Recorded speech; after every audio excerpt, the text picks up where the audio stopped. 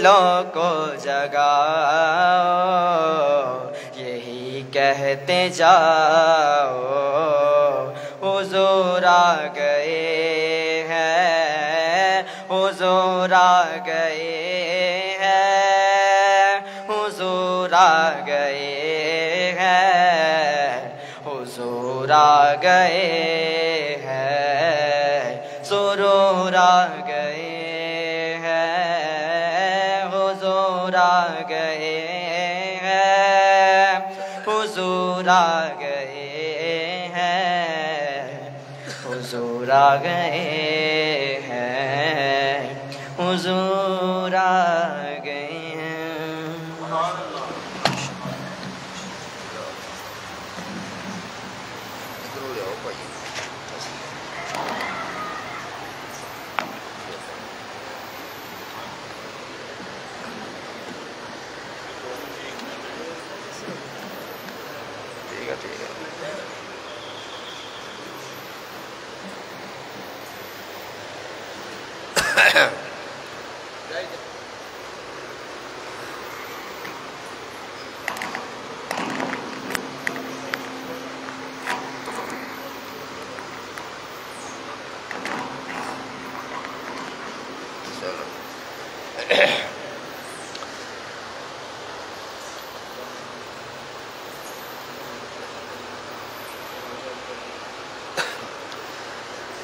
الحمد لله رب العالمين، والصلاة والسلام على سيد الأنبياء والمرسلين، أما بعد فأعوذ بالله من الشيطان الرجيم، بسم الله الرحمن الرحيم. وإذا أخذ الله ميثاق النبيين لما آتيتكم من كتاب وحكمة ثم جاءكم رسول مصدق لما معكم لتؤمنن به ولتنصرنه صدق الله العظيم وبلغنا رسوله النبي الكريم ونحن على ذلك لمن الشاهدين والشاكرين والحمد لله رب العالمين. قال الله تبارك وتعالى في شان حبيبه صلى الله تعالى عليه وآله وسلم مخبرا وآمرا إن الله وملائكته يصلون على النبي يا أيها الذين آمنوا صلوا عليه وسلموا تسليما. درود پاک آواز بلند. الصلاة والسلام عليك يا سيدي يا رسول الله وعلى آلك وصحابك يا حبيب الله.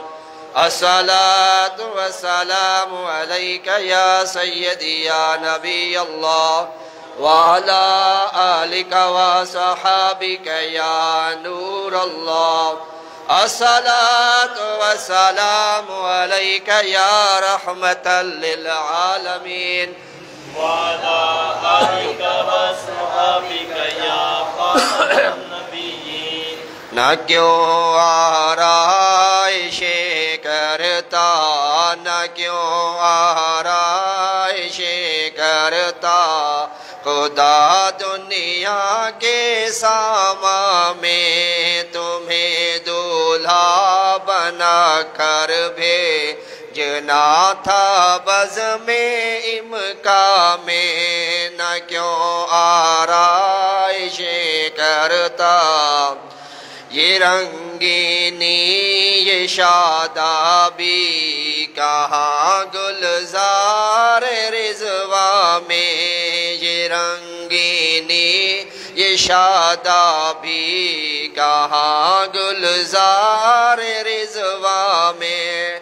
ہزاروں جنتیں آ کر، ہزاروں جنتیں آ کر بسی ہیں کوئے جانا میں. نہ کیوں آرائش کرتا، نہ کیوں آرائش کرتا، خدا دنیا کے ساما میں.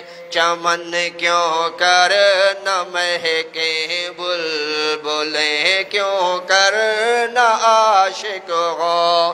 چمن کیوں کر نہ مہکیں بلبلیں کیوں کر عاشق ہو تمہارا جلوہ رنگی، تمہارا جلوہ رنگی، بھرا پھولوں نے داماں میں، نہ کیوں آرائش کرتا، نہ کیوں آرائش کرتا، خدا دنیا کے ساما میں، ہر ایک کی آرزو ہے پہلے مجھ کو ذبح فرمائے، ہر ایک کی آرزو ہے پہلے مجھ کو ذبح فرمائے، تماشا کر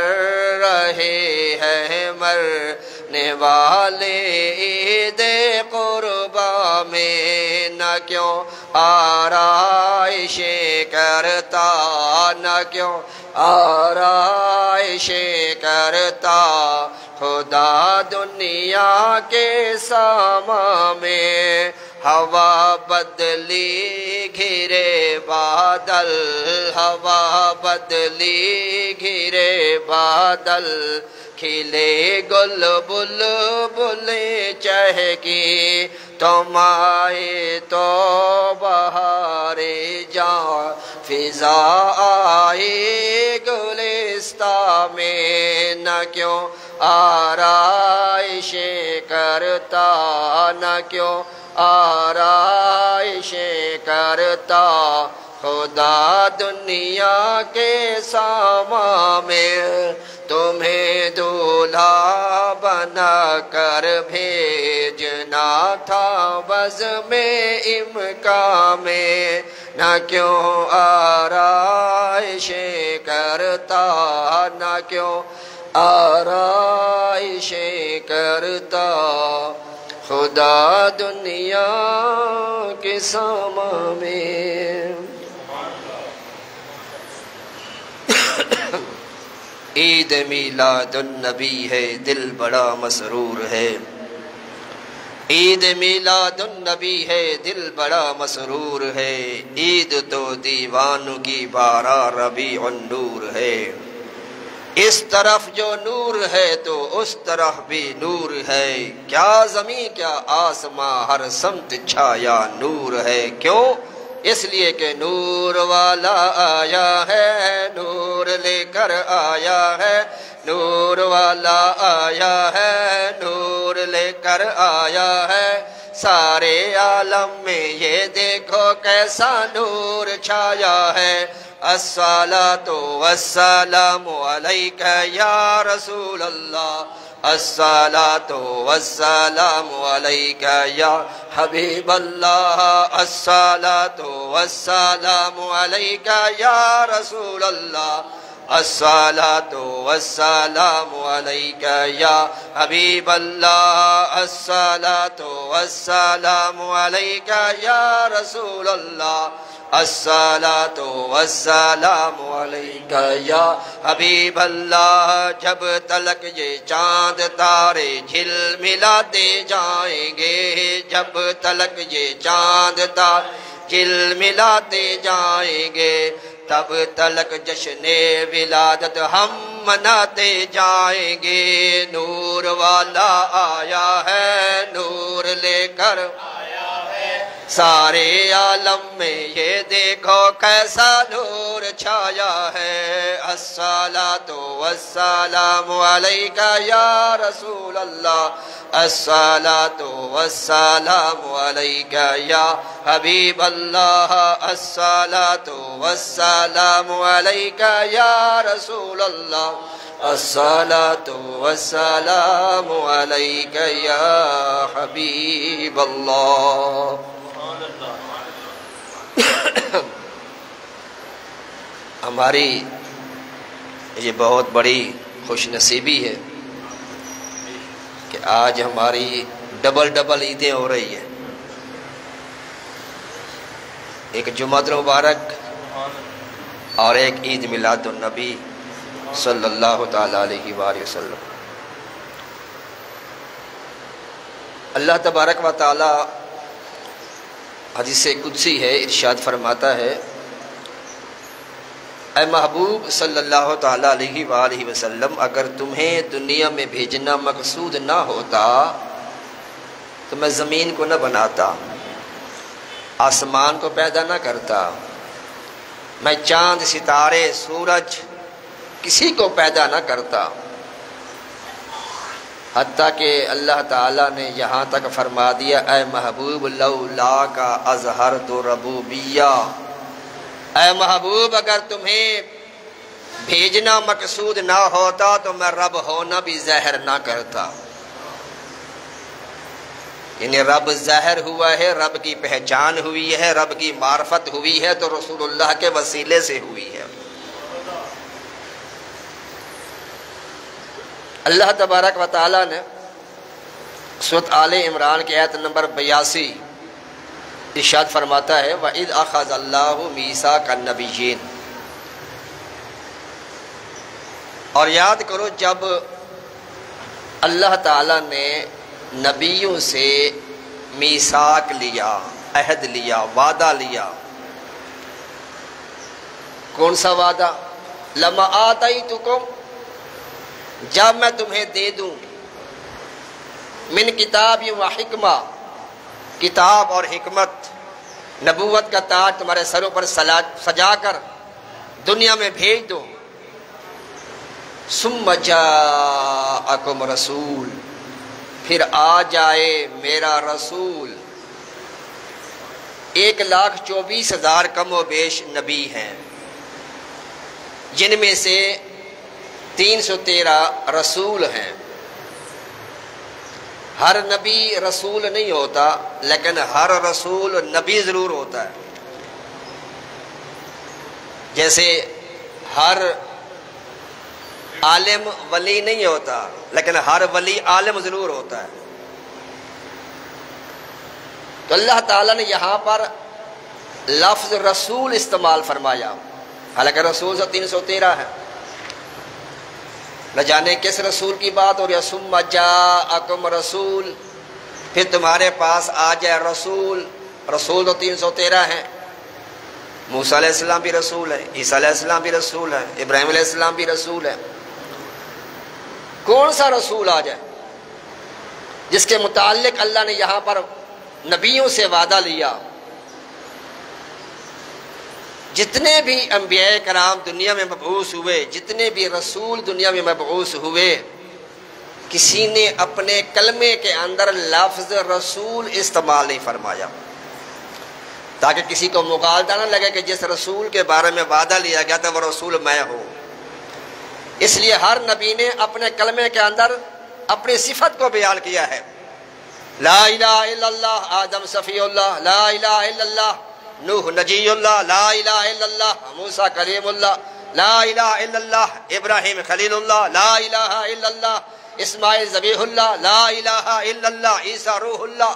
کسی نے اپنے کلمے کے اندر لفظ رسول استعمال نہیں فرمایا، تاکہ کسی کو کوئی شک و شبہ نہ رہے کہ جس رسول کے بارے میں اللہ نے نبیوں کی روحوں سے یہ وعدہ لیا تھا وہ رسول ہم ہیں۔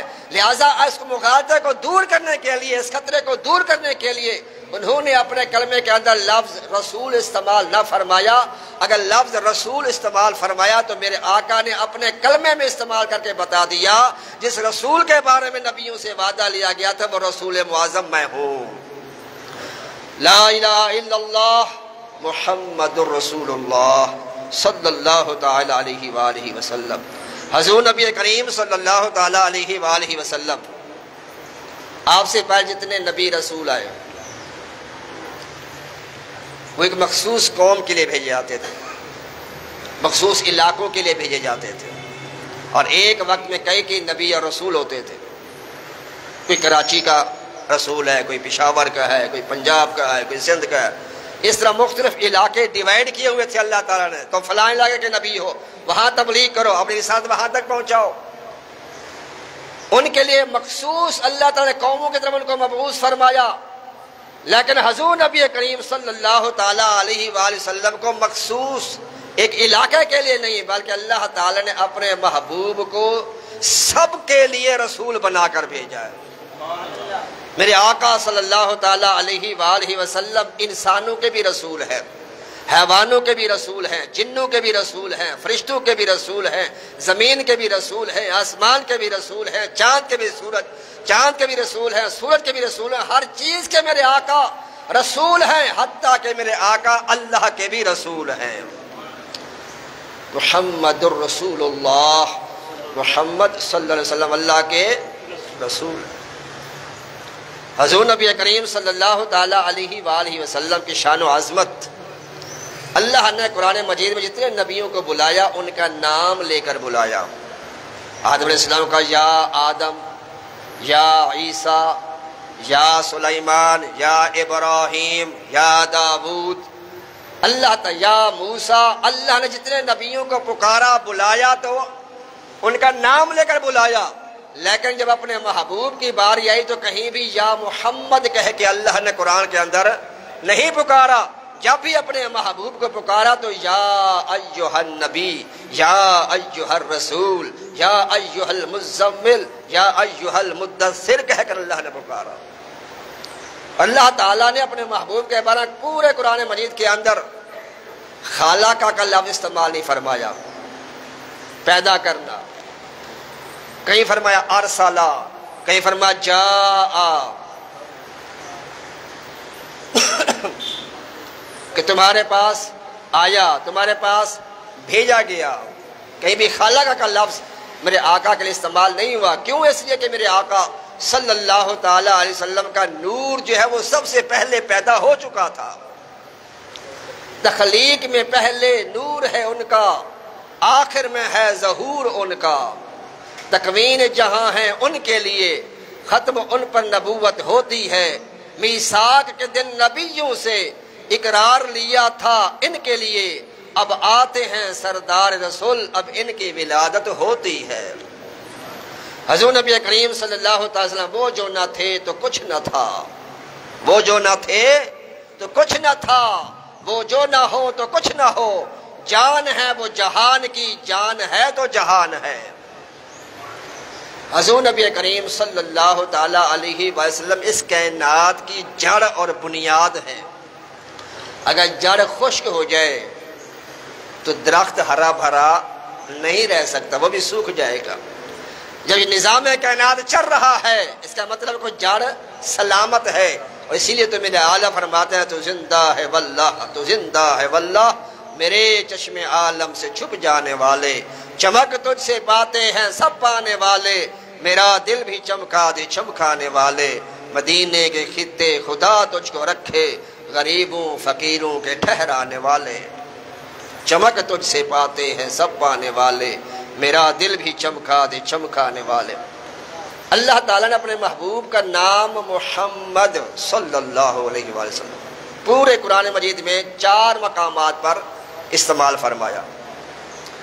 ایک جگہ فرمایا ما کان محمد ابا احد من رجالکم ولکن رسول اللہ وخاتم النبیین، کہیں پر اللہ نے فرمایا محمد الرسول اللہ والذین معہ، اور کہیں پر اللہ نے فرمایا نزل علی محمد، چوتھے مقام فرمایا وما محمد الا رسول قد خلت من قبلہ الرسل۔ یہ 4 مقامات ہیں جہاں پر میرے آقا کا نام محمد استعمال کیا گیا۔ اس کے علاوہ جہاں بھی سرکار کا ذکر کیا گیا میرے آقا کے صفات کے ساتھ ذکر کیا گیا، اور ایک مقام پر آپ کا نام احمد جو ہے وہ بیان کیا گیا، جو سیدنا عیسیٰ علیہ السلام نے اپنی قوم کو خوشخبری دی کہ میرے بعد جو رسول آئے گا وہ رسول معظم وہی ہوگا جس کا نام احمد ہوگا، جس کے بارے میں ہم سے وعدہ لیا گیا تھا۔ ثم جاءکم رسول،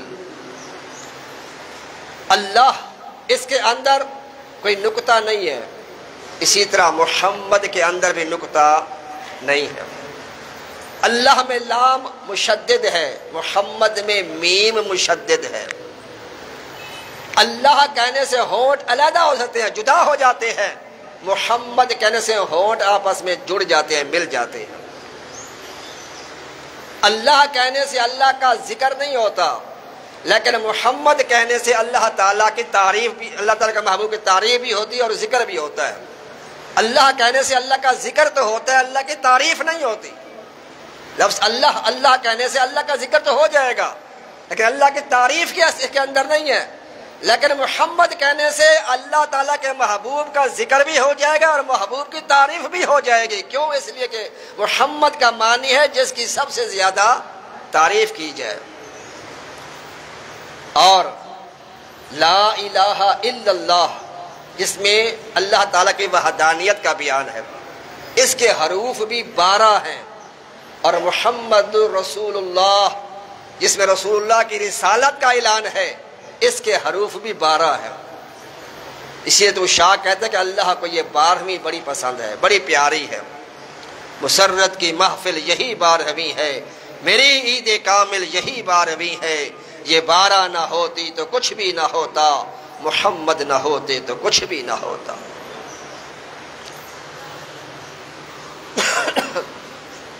اور حضور نبی کریم صلی اللہ تعالی علیہ وسلم نے محمد نام کی بڑی فضیلت کو بیان فرمایا ہے. فرمایا جس کے ہاں بیٹا پیدا ہوا اور اس نے میری محبت اور حصول برکت کے لیے اپنے بچے کا نام محمد رکھا تو وہ اور اس کا بیٹا دونوں جنت میں داخل کیے جائیں گے. اور فرمایا اللہ تعالیٰ نے کہا محبوب صلی اللہ تعالیٰ علیہ وسلم مجھے اپنے عزت و جلال کی قسم جس کا نام تمہارے نام پر محمد یا احمد ہوگا اسے میں عذاب نہیں دوں گا. محمد نام کی اور احمد نام کی بڑی فضیلت ہے. اس کو اللہ تعالیٰ عذاب نہیں دے گا بلکہ اس کو جنت میں داخل فرمائے گا. یہاں پر یہ بھی یاد رکھیں کہ وہ شخص جس کا عقیدہ درست ہوگا پھر وہ محمد نام رکھے احمد نام رکھے تو اس کو یہ فضیلت ملے گی. اگر محمد نام رکھا ہوا لیکن بد عقیدہ ہے، بد مذہب ہے، سرکار کا گستاخ ہے تو یہ نام اس کو فائدہ نہیں دے گا. کیونکہ ایمان یہ جڑ اور بنیاد ہے. ان کی محبت کے سوا عمل و ایمان فضول ہے. اہل محبت بن تو پھر سب کچھ وہاں مقبول ہے. حضور نبی کریم صلی اللہ تعالی وسلم کی محبت جو ہے یہ ایمان کا لازمی جزو ہے اور بنیادی جزو ہے. اللہ کی سرتاب قدم شان ہے یہ. انسان نہیں انسان، وہ انسان ہے یہ. قرآن تو ایمان بتاتا ہے انہیں اور ایمان یہ کہتا ہے میری جان ہے یہ. فلا وربک لا یؤمنون حتی یحکموک فیما شجر بینہم. اے محبوب یہ ہرگز مومن ہو ہی نہیں سکتے جب تک تمہیں اپنا حاکم تسلیم نہ کر لے. اور میں آقا فرماتے ہیں کہ وہ اس وقت تک کامل مومن انسان نہیں ہو سکتا جب تک میں اسے اس کے ماں باپ اس کی اولاد اور تمام لوگوں سے زیادہ محبوب نہ ہو جاؤں. قل ان کنتم تحبون اللہ. کفار مشرکین کو جو میرے آقا دعویٰ دیتے تھے اسلام کی، اللہ تعالیٰ کی وحدانیت کی طرف بلاتے تو کفار مشرکین کہا کرتے تھے اے محمد صلی اللہ علیہ وسلم ہمیں تمہاری کوئی ضرورت نہیں ہے، ہم اللہ سے بڑا پیار کرتے ہیں، اللہ سے بڑا پیار ہے ہمیں، ہم اللہ سے پیار کرتے ہیں. جنت دوزخ اللہ کی، اللہ ہمیں کیسے عذاب دے گا؟ ہم تو اللہ سے بڑا پیار کرتے ہیں، بڑی محبت کرتے ہیں. یہ کیسے ہو سکتا ہے کہ ہم اس سے محبت بھی کریں اور جائیں جہنم میں؟ یہ کیسے ہو سکتا ہے؟ لہذا محمد معاذ اللہ تمہاری ضرورت نہیں ہے.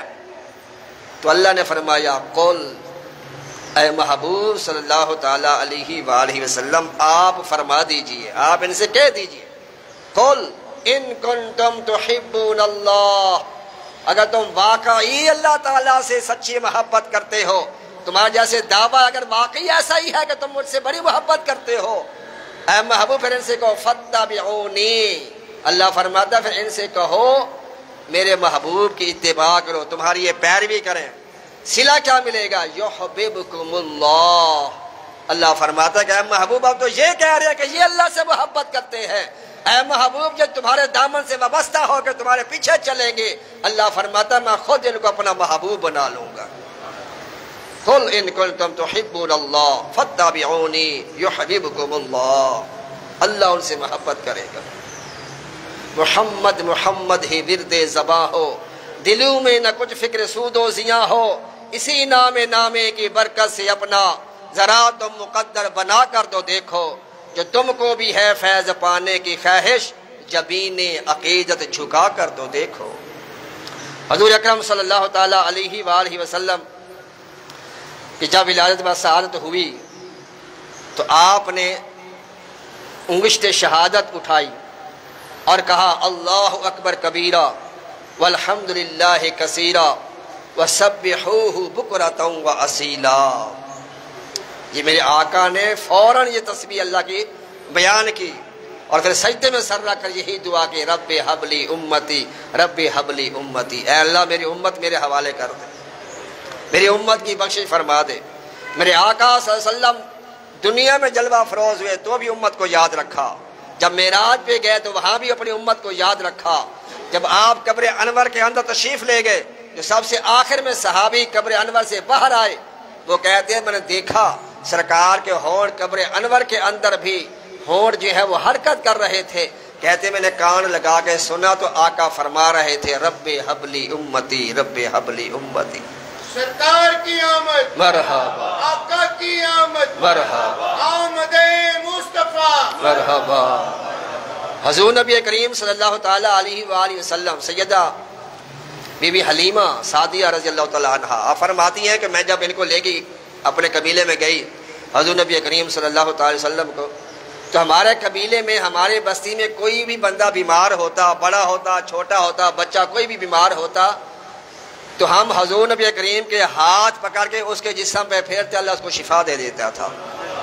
سیدہ حلیمہ سعدیہ رضی اللہ تعالی عنہ فرماتی ہیں میں نے یہ دیکھا کہ ہمارے گھر میں ایک بکری تھی، جب میں اس شہزادے کو اپنے گھر میں لے کے گئی اس بکری کا دودھ نہیں تھا، اس کے تھنوں میں دودھ بھی آ گیا اور میں نے دیکھا کہ وہ مریل سی بکری جو تھی وہ تندرست و توانا ہو گئی، اس کے تھن دودھ سے بھر گئے اور اس بکری نے آ کر اس بچے کو یعنی رسول اللہ کو آ کر سجدہ کیا اور آ کر سرکار کے پیشانی پہ بوسہ دیا۔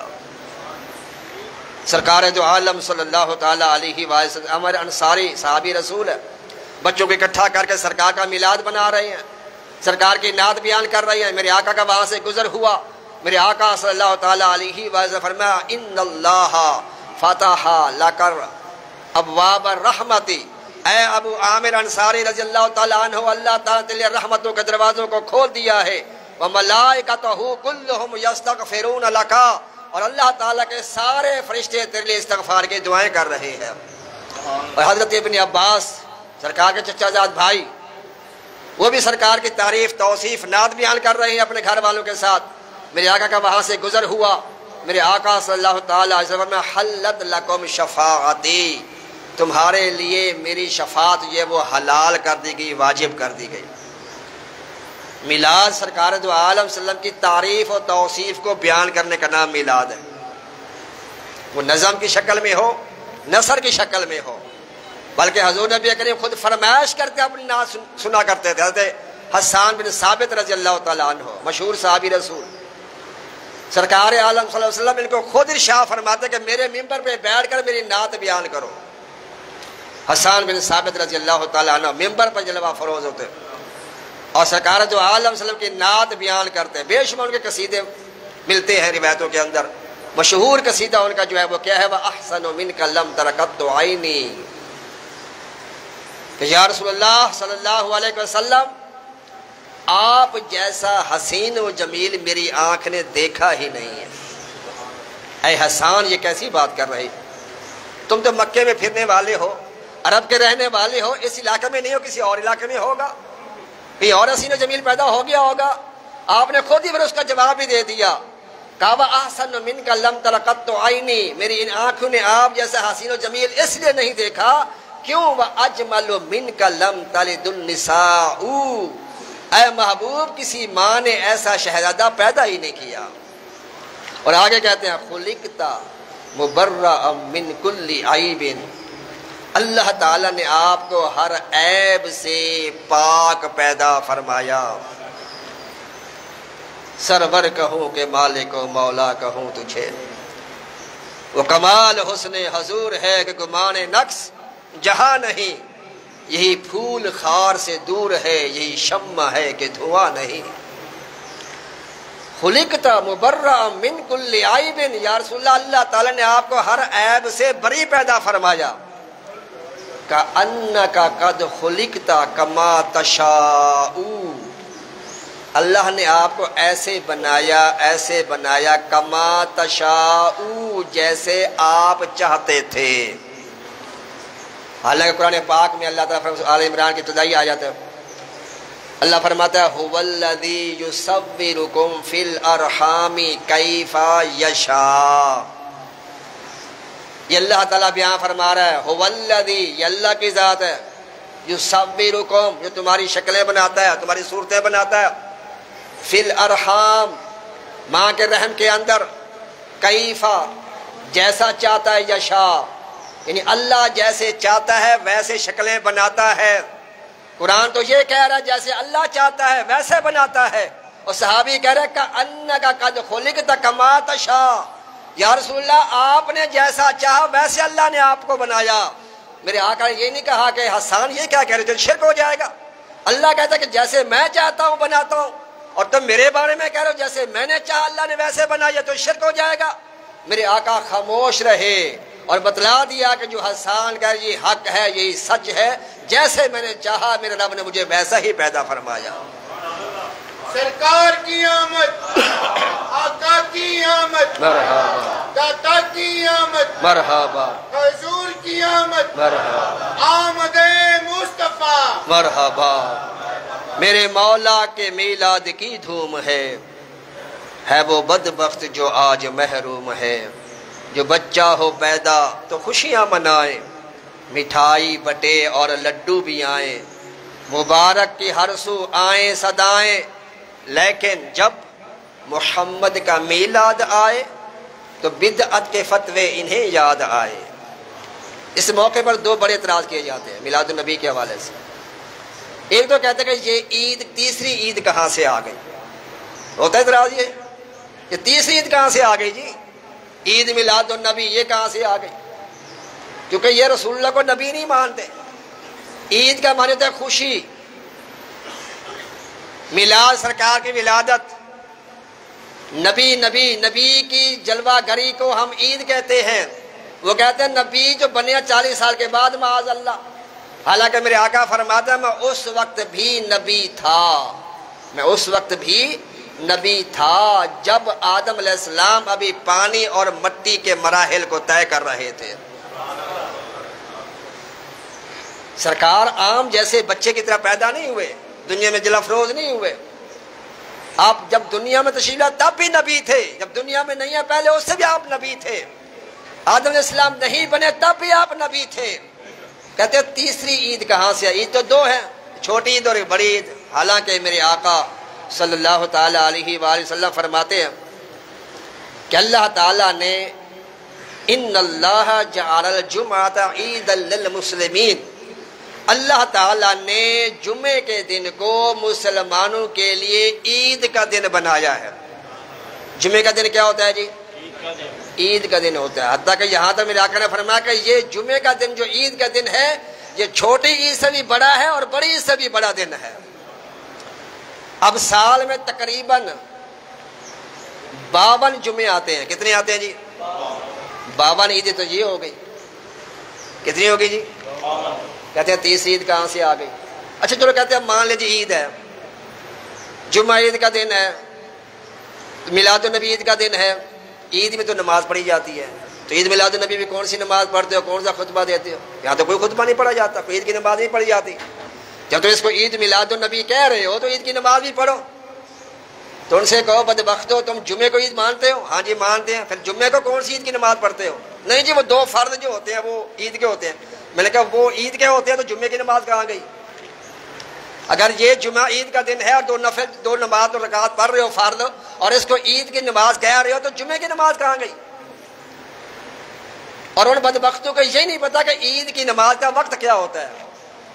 عید کا نماز کا وقت جو ہوتا ہے سورج نکلنے کے 20 منٹ کے بعد سے لے کر زوال کے وقت سے پہلے عید کی نماز کا وقت ہوتا ہے۔ جمعہ تو ہوتا ہی ظہر کے ٹائم شروع ہے، زوال کے بعد اس کا نماز کا وقت ہوتا ہے۔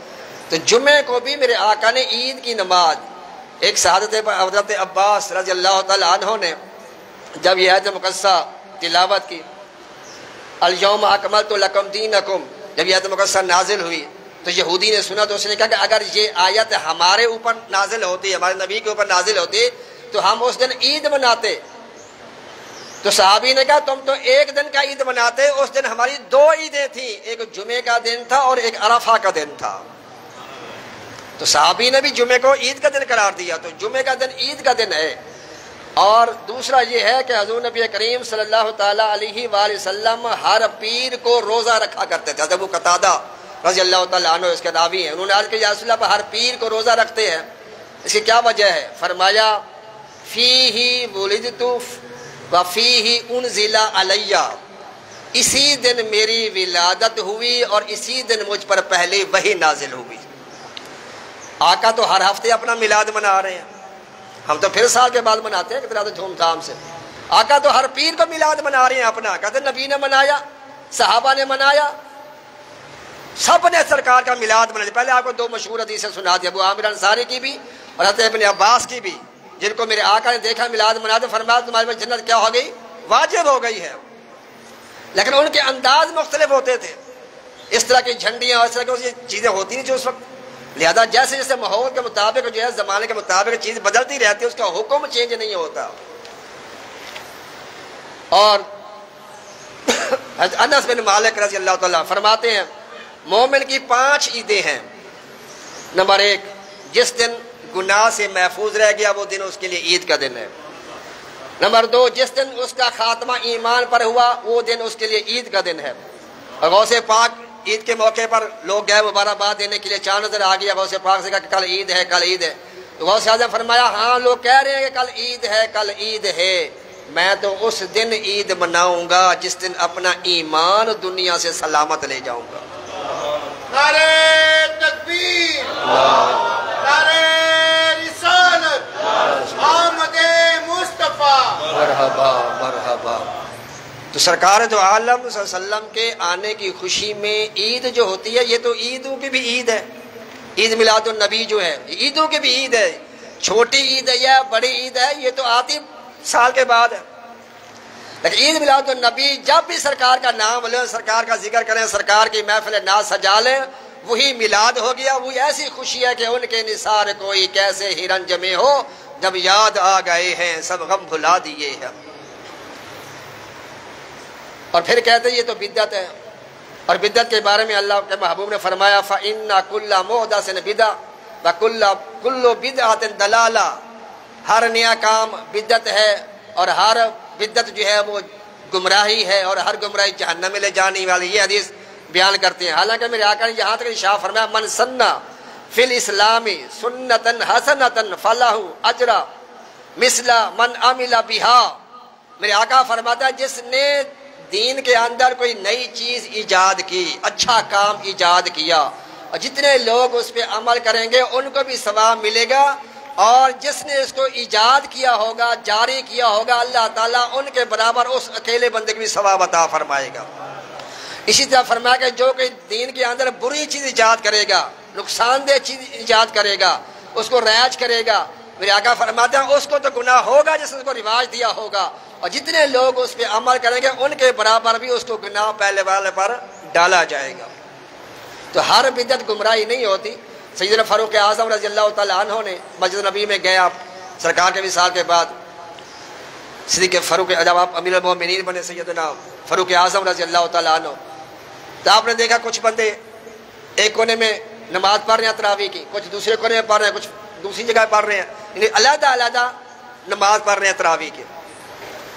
اور سرکار دو عالم نے بھی مستقل جو ہے آپ نے تراویح کی جماعت نہیں کری، 3 یا 4 دن آپ نے نماز تراویح کی جماعت کرائی، اس میں بھی حکمتیں تھیں، بے شمار حکمتیں۔ آپ نے باقاعدہ پورا مہینہ جماعت کیوں نہیں کری؟ تاکہ اس وجہ سے کیونکہ صحابہ کرام جب پہلی رات آپ نے تراویح پڑھائی، مجمع اکٹھا ہو گیا، لوگوں کو پتہ لگا کہ آج سرکار نے تراویح پڑھائی ہے، زیادہ لمبی نماز پڑھائی ہے، تو اور لوگ اکٹھے ہو گئے۔ 3 دن میں مسجد پوری بھر گئی، بہت زیادہ لوگ جمع ہو گئے۔ چوتھی رات میرے آقا تشریف نہیں لائے، صحابہ انتظار کرتے رہے، صبح ہوئی، سرکار سے عرض کہ یا رسول اللہ ہم ساری رات انتظار کرتے رہے، آپ تشریف نہیں لائے۔ فرمایا میں اس ڈر سے نہیں آیا کہیں تمہارے اوپر یہ نماز فرض نہ کر دی جائے۔ جماعت تراویح کی جو جماعت ہے یہ فرض کفایہ، سنت کفایہ ہے، چند بندوں نے اس کو ادا کر دیا تو سب اسے بری ہو گئے، لیکن تراویح کی نماز پڑھنا واجب ہے، ضروری ہے، سنت مؤکدہ ہے۔ تراویح کی نماز پڑھنا سنت مؤکدہ ہے، جماعت کے ساتھ یہ علل کفایہ ہے۔ چند بندوں نے تراویح جماعت سے پڑھی تو جماعت والا جو گناہ ہے وہ باقی لوگوں سے ساکت ہو جائے گا، لیکن علیحدہ اس کو تراویح کی نماز پڑھنی پڑے گی، یہ اس کے لیے سنت مؤکدہ ہے، اگر چھوڑے گا تو وہ گناہگار ہوگا۔ تو میرے آقا نے فرمایا اس وجہ سے نہیں ہے کہ تمہارے اوپر یہ فرض نہ کر دی جائے، اللہ تعالیٰ نے آپ کو مالک کل بنایا ہے، صاحب اختیار بنایا ہے آپ کو، جیسے چاہیں آپ جس کے لیے چاہیں آپ حلال کو حرام کر دیں، حرام کو حلال کر دیں، اللہ نے آپ کو یہ اختیارات دیے تھے۔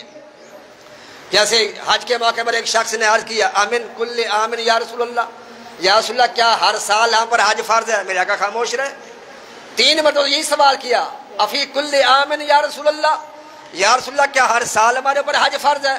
جب 4تھی مرتبہ اس نے کہا تو میرے آقا صلی اللہ تعالیٰ علیہ وآلہ وسلم نے ارشاد فرمایا اگر میں لو قلت نعم وجبت، اگر میں ہاں کہہ دیتا تو اللہ تعالیٰ ہر سال تمہارے اوپر حج فرض کر دیتا۔ میرے آقا فرمایا میرا دل تو یہ چاہتا ہے کہ عشاء کی نماز آدھی رات کو فرض کروں، لیکن اپنی امت کا احساس ہوتا ہے کہ آدھی رات تک کہاں جاگتی رہے گی، لہٰذا میں نے اس کو پہلے وقت میں اس کو فرض قرار دیا ہے۔ اور میرے آقا فرماتا میرا دل یہ چاہتا ہے کہ میں ہر وضو کے ساتھ مسواک کو فرض قرار دے دوں، لیکن امت کی دشواری کا خیال آتا تو میں نے اس کو فرض قرار نہیں دیا، اس کو سنت ہی رکھا گیا ہے۔ کیوں؟ اس لیے لقد جاءکم رسول من انفسکم عزیز علیہ ما انتم حریص علیکم بالمؤمنین رؤوف الرحیم۔ اللہ تعالیٰ فرماتا کہ میرا محبوب تمہارے بارے میں بڑا فکر مند رہتا ہے، تمہارا تکلیف میں پڑھنا ان پہ گراں گزرتا ہے۔ اور میرے آقا صلی اللہ تعالیٰ میرے آقا فرماتے ہیں مارا المؤمنون حسنا، جس کو مسلمان اچھا سمجھیں فہو عند اللہ حسن، وہ اللہ کے نزدیک بھی اچھا ہوتا ہے، حسن ہوتا ہے۔ تو اکثریت مسلمانوں کو جو ہے وہ میلاد النبی کو جائز سمجھتی ہے، اور پوری دنیا میں سرکار کا میلاد منایا جاتا ہے، اور تقریباً 47 ممالک ایسے ہیں جس میں غیر مسلم ملک بھی شامل ہے، وہ باقاعدہ طور پر سرکاری طور پر چھٹی دیتے ہیں عید میلاد النبی کی۔ لیکن 3 ملک ایسے ہیں کہ جو جہاں میلاد النبی کا اہتمام سرکاری طور پر نہیں ہوتا۔ ایک ہے اسرائیل، کون سا ملک ہے جی؟ اسرائیل، یہودیوں کا ملک، کٹر یہودی ہیں وہ، اور مسلمانوں کے سب سے بڑے دشمن ہیں یہ یہودی جو ہیں۔ میرے آقا نے فرمایا یہودیوں کو کبھی دوست نہ سمجھنا، لا يتخذ المؤمنون الكافرين اولیاء من دون المؤمنین ومن يفعل ذلك فليس من اللہ فی شیء الا، اللہ فرماتا ہے یہ تمہارے کبھی دوست ہو ہی نہیں سکتے، یہودی کبھی دوست نہیں ہو سکتے یہودی تمہارے، لیکن ہماری ساری معیشت، ہماری ساری دوستیاں کن کے ساتھ ہوتی ہیں؟ یہودیوں کے ساتھ ہوتی ہیں، اس وجہ سے ہم خسارے میں جا رہے ہیں۔ تو اسرائیل جو ہے وہ میلاد النبی کی سرکاری طور پر اسی کی اجازت نہیں ہے۔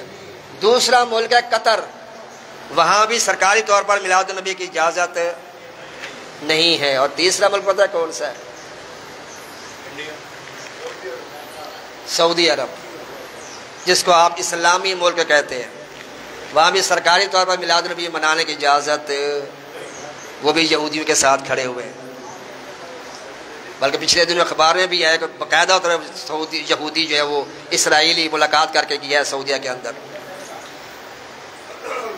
بہرحال اللہ تعالیٰ ہمیں سمجھ عطا فرمایا۔ تو میرے آقا کا یہ میلاد جو یہ بدعت کی باتیں، بدعت میرے آقا نے جو فرمایا نا گمراہی، وہ بدعت وہ ہوتی ہے کہ جو اسلام کے اندر نقصان پہنچانے والی ہو، ایسا کام ایجاد کرنا کہ جو اسلام کو نقصان پہنچائے، ایسا نیا کام جیسے ڈھول تماشا شروع ہو جاتا ہے شادی کے موقع پر۔ تو یہ چیزیں جو نئی ایجاد کی جائے، جو دین کے اندر جو ہیں وہ خرابیاں پیدا کریں، وہ چیزیں منع کی گئی ہیں۔ جو دین کے اندر محبت بڑھانے کا اضافہ بنے تو اس کے اندر کوئی قباحت نہیں ہے۔ میرے آقا نے خود فرمایا کہ جو ایسا کام ایجاد کرے گا اللہ تعالیٰ اس کو بھی اجر دے گا، جتنے لوگ عمل کریں گے ان کے برابر اللہ تعالیٰ ان کو بھی اجر دے گا۔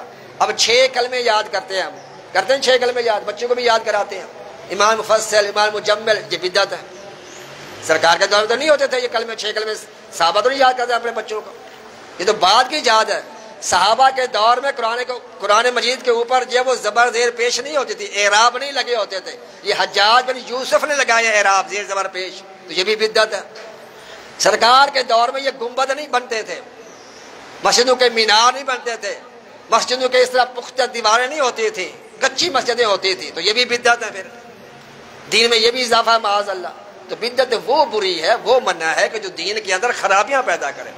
میلاد النبی کے اندر کوئی خرابی پیدا، ہاں جو اس کے اندر خرابیاں ہیں، جیسے مرد و عورتوں کا آپس میں اختلاط ہوتا ہے، یہ آج رات دیکھیں گے، اللہ تعالیٰ ہم سب کو محفوظ رکھے، تو یہ غلط ہے، ان سے میں بچنا چاہیے، دوسروں کو بھی اس کی تاکید کرنی چاہیے کہ اس سے بچیں، اپنی ماں بہنوں کو گھروں میں رہنے کا حکم دیں۔ لیکن اس کے اندر یہ خرافات ہوتی ہیں کہ میلاد النبی کے حوالے سے یہ عورتیں لڑکیاں جو ہیں وہ بن ٹھڑ کے معاذ اللہ پہ نکلتی ہیں باہر، پھر وہ جو ہوتی ہیں وہ گناہ کہلاتا ہے معاملہ۔ اس لیے ہمیں ان خرابیوں کو دور کرنا چاہیے، نہ کہ جو چیز میلاد ہے اس کو ہم حرام کہہ دیں۔ جیسے میں نے پہلے آپ کو بتایا ہوا ہے، سر میں درد ہو تو سر کو توڑتے نہیں ہیں، سر کو کاٹتے نہیں ہیں، اس کا علاج کرتے ہیں، کوئی میڈیسن، کوئی دوائی، کوئی ٹیبلٹ لیتے ہیں تاکہ یہ سر درد دور ہو جائے۔ جو خرابی پیدا ہوئی تو خرابی کو دور کیا جائے، میلاد کو حرام نہ کہا جائے، میلاد کو ناجائز نہ کہا جائے، میلاد کو صحیح طریقے، اسی طرح میلاد کے موقع میں جو چوری کی لائٹیں استعمال کرتے ہیں، بجلی استعمال کرتے ہیں چوری کی، یہ بھی غلط ہے۔ تو یہ بھی ایسی چیزیں نہیں ہونی چاہیے۔ راستہ روک کے چندے زبردستی وصول کرتے ہیں، یہ بھی غلط ہے۔ تو یہ جو خرافات ہیں اس سے ہمیں بچنا چاہیے، صحیح طریقے سے سرکار کا میلاد منائیں۔ اور سرکار کے میلاد کا اصل مقصد کیا ہے؟ مقصد سرکار جو ہے کہ دنیا میں جب تشریف لائے تو کیوں لائے؟ اس لیے میرے آقا فرماتے ہیں اللہ تعالیٰ نے مجھے اس لیے مبعوث فرمایا کہ میں اخلاق کو بلند ترین سطح پہ پہنچا دوں۔ لِأُتَمِّمَ الْمَكَارِمَ الْأَخْلَاقِ إِنَّمَا بُعِثْتُ، مجھے اس لیے مبعوث کیا گیا۔ اور سرکار دو عالم صلی اللہ علیہ وسلم فرماتے ہیں، مشہور حدیث پاک ہے کہ نماز کے اندر میری آنکھوں کی ٹھنڈک۔ اب سرکار کا میلاد منایا، ساری رات جھومے اور لائٹیں لگائیں اور جناب والا سجاوٹیں کرتے رہے، صبح کی نماز ہی نہ پڑھے تو کیا فائدہ سجاوٹ کا؟ اس سے بہتر سجاوٹ نہ کرتا، صبح کی نماز جماعت سے پڑھتا۔ کیونکہ سجاوٹ کے بارے میں سوال جواب نہیں کیا جائے گا، لائٹیں کے بارے میں سوال جواب نہیں، لائٹیں کیوں نہیں لگائی، تو سجاوٹ کیوں نہیں کی، تو جھنڈے کیوں نہیں لگائے، اس کے بارے میں سوال جواب نہیں کیا جائے گا۔ نماز کے بارے میں سوال جواب کیا جائے گا، شریعت کے بارے میں سوال جواب کیا جائے گا، یہ کیوں کیا، کیوں نہیں کیا، یہ اس بارے میں سوال کیا جائے گا۔ لہٰذا ہمیں جو میلاد النبی کے حوالے سے جو تعلیمات ہیں شرعی لحاظ سے، اس پر ہمیں عمل کرنا چاہیے۔